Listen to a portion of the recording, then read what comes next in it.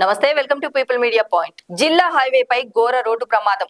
Kamareddy Devunipalli police station పరిధిలో 44వ జాతీయ రహదారిపై బుధవారం ఘోర రోడ్డు ప్రమాదం జరిగింది. స్థానికులు తెలిపిన వివరాల ప్రకారం ఈ ప్రమాదంలో ఓ గొర్రెల కాపరితో పాటు 26 గొర్రెలు మృతి చెందాయి. మహబూబ్ నగర్ జిల్లాకు చెందిన గొర్రెల కాపర్లు గొర్రెలను మేపుకుంటూ రహదారిపైకి రాగా అతి వేగంగా వచ్చిన లారీ ఢీకొట్టింది. మరొకరి పరిస్థితి విషమంగా ఉంది. దేవునిపల్లి పోలీసులు ఘటనా స్థలానికి చేరుకొని దర్యాప్తు చేపట్టారు.